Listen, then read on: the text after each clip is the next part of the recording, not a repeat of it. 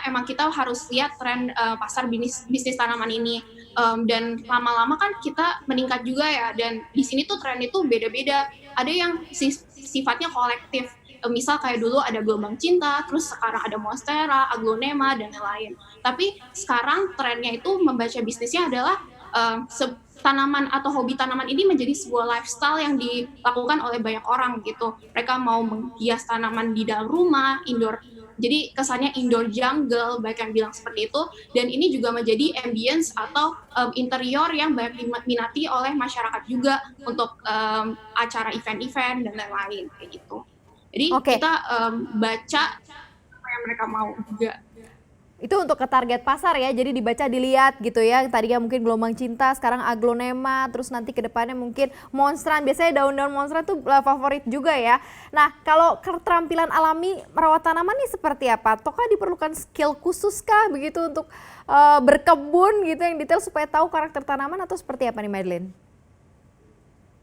Sebenarnya untuk tanaman sendiri itu beda-beda. Kita tergantung ada yang tanaman berdaun, terus abis itu ada yang bunga, dan lain-lain, ada yang kaktus, succulent, mereka punya perawatan masing-masing. Yang pertama adalah pasti kita coba dulu untuk merawat.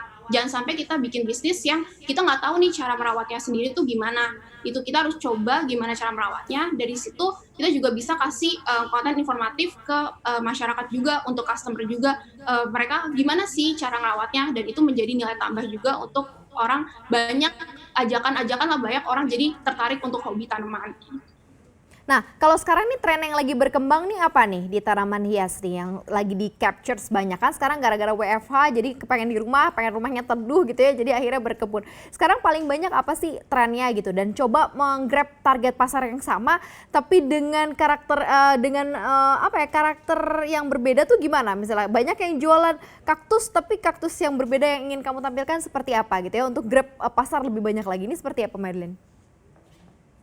Oke, jadi untuk tanaman yang sekarang lagi banyak adalah monstera, kemudian ada yang aglonema, ada anthurium, itu untuk tanaman berdaun seperti itu. Dan untuk nge-grab masyarakat gitu, masyarakat tuh ingin yang easy to care gitu.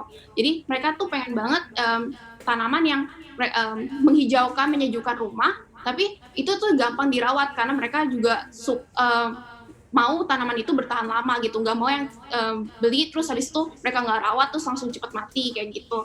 Jadi lebih menanyakan lah, tahu lah, research market lah, kayak mereka sebenarnya mau apa. Tapi kalau yang penting adalah untuk berjualan tanaman, tanaman tuh banyak di pasaran, ada di pinggir jalan dan lain-lain. Terus bisnis tanaman yang membuat kita beda tuh apa? Kita harus punya nilai plus dari semua yang lainnya. Misal kalau di platform online ini kita punya kelebihan, tanaman ini sudah kita karantina, udah dikasih pestisida, jadi mereka tuh udah pasti bagus dengan quality yang bagus. Kemudian juga kita kalau untuk kuali kita punya kelebihan dari handmade potnya.